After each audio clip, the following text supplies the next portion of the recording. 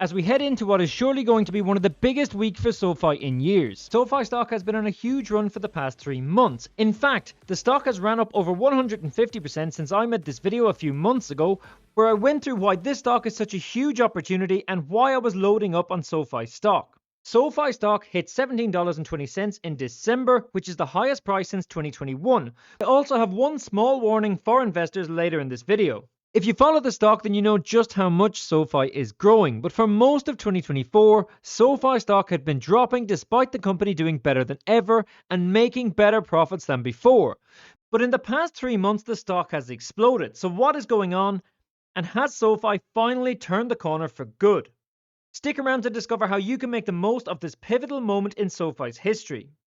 Now we've got a lot to get through in this video, so I will try to keep this intro short. But if you find any value in this video, can I ask you to smash the like button? It literally costs nothing, but it helps me out so much. I'm aiming to get 500 likes on this video. Help me achieve that goal. Subscribe to the channel if you're new and hit the bell notification so you don't miss out on any new content like this. I want to point out that I'm not a financial advisor and this is not financial advice, so always do your own due diligence and try to answer the question later in this video. But for now, let's get straight into it. US inflation data in the coming week could test the nerves of stock investors and further inflame worries about rising treasury yields and uncertainty over Donald Trump's policy plans.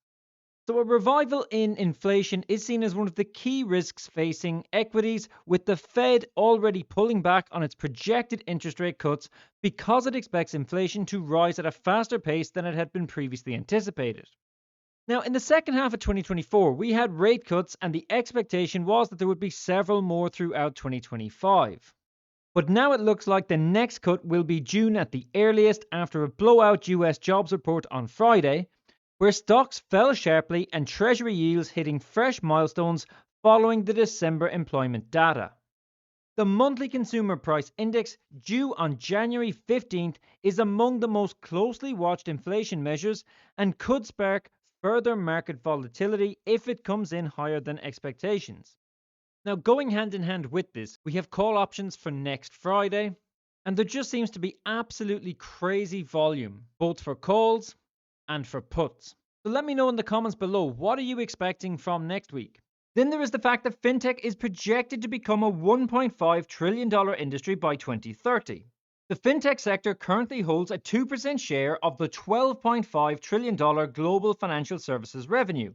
It's estimated to grow up to 7%, of which banking fintechs are expected to constitute almost 25% of all banking valuations worldwide by 2030. In 2022, fintechs on average lost more than half of their market value, but according to the research, this plunge should be considered a short-term correction in an otherwise long-term positive trajectory. Now, moving on to this article that I found a really good read. Fintech in 2025, the industry's predictions for the year ahead. So first of all, considering the promising fintech industry's prospects, together with SoFi's strong execution, I think that the company is poised to become a notable player in the evolving banking industry. When we look at the latest investors' presentation, this presents a very different picture of the company than what Wall Street have tried to show us over the past 18 months. In fact, this is a company that is doing extremely well with regards to almost every sector of the business. New member additions has increased every single quarter since the company first went public. And so too has new product additions, which is increasing at a rate of 31% year over year, but also had its largest ever quarterly increase in the most recent quarter. And if you consider the effect of year-over-year compound growth, you will see that in just the last quarter alone, there is an increase of over 1 million, which is close to the entire full year 2020 growth rate. So in real terms, the company is now growing per quarter what it used to grow in an entire year. But now this is very important. They have a lot of new members, but they also have a lot of products that they provide to their members, which gives SoFi the opportunity to cross-sell its products, which has so many benefits. Like, they can cross-sell products to existing customers, which means that they achieve additional revenue without spending a cent in additional costs. Think of this from a financial point of view in very simple terms. Revenue goes up while costs come down. This is exactly what you want to see in any type of business, not just in banking, not just in SoFi. Any business that can increase revenue while decreasing costs is onto a winner. This is why lending and financial service products are all up too. The company has posted by far their best returns to date, and it's very likely that this is going to get more impressive each quarter. As the financial services productivity loop continues to create marketing efficiencies, as we can see here with the huge increases each year, we can see the huge growth in financial services and tech platform that now accounts for near 50% of revenue, up from only 24% in 2021, which further demonstrates SoFi's position as a top fintech company. On the financial side, things are just as impressive, with the quarterly adjusted net revenue increasing each year and having just recorded by far their biggest quarterly increase. But just look at the adjusted EBITDA, where there is an incredible improvement. In the most recent earnings report, SoFi reported $186 million. That's a 27% EBITDA margin. Now, going back only 2 years ago, this was $44. And if I remember correctly, the quarter before that was only like $8 or $9. So in the most recent quarter, we have $186 million. I challenge anyone watching this video right now to work out the percentage EBITDA increase from the start of 2022. The numbers here are insane. And this is reflected in the annual 12-month performance figures too. As we can see very clearly here, with huge increases in year-over-year net revenue growth and adjusted EBITDA margin, which has seen SoFi turn into a profitable company for the first time and now looks set to report a significant net income for the full year. Now finally, since the release of the last quarterly earnings report, SoFi has been skyrocketing, and it's worth keeping in mind that the next report will be for full year 2024. So when we look at the full year guidance, we see that management now expect to deliver between 2.54 and 2.55 billion in adjusted net revenues, 640 to 645 million in adjusted EBITDA, and between 204 and 206 million in net income, with EPS between 11 and 12 cents. While tangible book value is to increase by over $1 billion year over year. Considering that SoFi had originally guided for an increase as little as $300 million in 2024, this has truly been an incredible breakthrough year for the company. Fintech in 2025, the industry's predictions for the year ahead. This here is looking at ironing out AI. Artificial intelligence continues to be the core focus in the financial services industry. And Joseph Lowe, head of enterprise platforms at Broadridge, said that 2025 will mark the year that AI moves beyond text to become truly multimodal, incorporating pictures, video, sounds, and even physical interactions through robotics. While Dora Grant, Chief Risk Officer at UK digital bank Griffin, says the focus of regulators on AI is likely to intensify over the next year, with the technology attracting greater scrutiny, particularly around fairness, transparency, and security. Now, I know this is not a video about AI or AI developments. I just thought that this was a very interesting article about the fintech industry for 2025 and a small look at what the market is expecting outside of the usual things such as economic data or interest rate cuts. And the article does go on to talk about blockchain and stablecoins, where 2024 has seen a number of notable initiatives aimed at further establishing blockchain across the industry, setting the stage for fresh innovations to emerge this year. And ESG reporting, where the rush to establish climate reporting standards will hit a critical technology bottleneck in 2025, leading to the emergence of specialized data harmonization platforms that can ensure consistency across regions and frameworks. So in conclusion, 2025 brings the promise of significant transformation for fintech and the wider financial industry, accelerated by advancements in AI, blockchain, and data aggregation. Overall, 2025 will likely be a year of innovation and adaptation, where technological integration and regulatory navigation will define success for the fintech industry. So now, with all of this in mind, is it too late to buy SoFi? And here's the biggest reasons why there's still time. So as it says here, after several years of underperforming the market, SoFi is starting to get some appreciation from investors.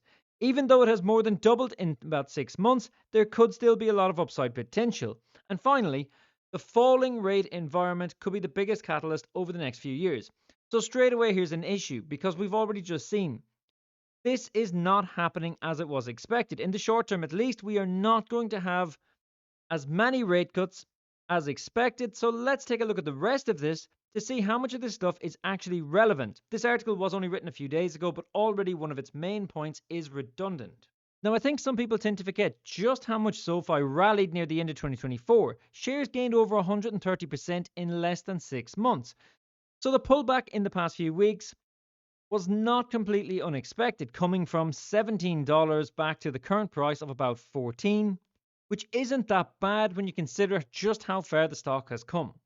It isn't that bad as long as it doesn't get worse. Now, there is many reasons to still love SoFi. So the momentum is still strong. In the most recent quarter, SoFi's user base grew by 35% year over year. And we are going to have the next quarter's earnings report in just 2 weeks, where I am expecting a similar showing of strong momentum. Then, SoFi has massive potential in credit cards. None of its 3 credit cards are particularly unique so far, but its generally affluent customer base creates some interesting possibilities. With the incoming Trump administration not in favor of student loan forgiveness, it would create an opportunity for SoFi's student loan refinancing business. And this is a very good point. However, with the Trump administration, there is an awful lot of things that we're not certain about, which is causing, obviously, uncertainty in the market, and that's not a good thing for now at least. Now, SoFi just turned profitable about a year ago and expects the EPS to rise substantially over the next few years. Now, we've looked at this many times over and over. Management expectations are that it will rise substantially, and every single quarter, they beat their own expectations. So this is one of the biggest reasons to love SoFi. This is going to be better than expected, definitely. SoFi's credit quality is improving. Its newer loans are significantly outperforming its older ones in terms of credit losses. They have started to emphasize the third-party personal loan origination business, which creates a risk-free stream of high-margin fee income, which is fantastic. And as we've also talked about before, SoFi's bank has grown from 0 to 24 billion in deposits since 2022. It still could have tons of room to grow, especially considering it doesn't offer CDs or money market accounts yet. Now, I have in the past compared SoFi with traditional banks, the likes of JP Morgan. So we know just how much room there is for growth. We know that they already take up such a small share of a total market, and there is all the potential in the world to continue growing. But there has always been high expectations for SoFi. At the 52-week low, SoFi shares traded at a price-to-sales ratio of 2.8. But now, after the stock has risen significantly, that price-to-sales multiple is about 7. So maybe the stock isn't as compelling as of a buying opportunity as it was a few months ago. But as it says here, if you have a strong conviction that SoFi has a long runway ahead of it to grow its revenue and customer base while also increasing its earnings just as management believes, then perhaps you should consider buying it. And this is what I consider to be a very interesting piece because SoFi's growth is showing no signs of slowing down. And this is very important. This is something that I will analyze very closely in the coming weeks before SoFi's earnings. Of course, if you want to see a SoFi earnings preview, then drop a comment below and like this video. Earnings is due, I think it's the 27th of this month. In the middle of December, SoFi announced that they had surpassed the 10 million customer milestone. Now look here again at the numbers from the end of September, where this was 9.37 million. This means that SoFi's new member growth figures was on track for its best quarter to date, or at least very close to it. Which also means that SoFi is set for a record growth of its lending and financial services products, and therefore the best quarterly revenue to date. But guys, what do you think? Is SoFi still a solid investment now for 2025? Let me know your thoughts in the comments below. And just a quick note to everyone that has been asking about the Discord and has joined the Patreon over the past few weeks. Thanks for joining and welcome to the community. Yes, I am planning to have the Discord up and running very soon, but regarding SoFi and other stocks, always do your own due diligence. Remember that I am not a financial advisor, but if you enjoyed this analysis, then please like and subscribe. I hope you make a load of money on this stock. Follow me on Twitter and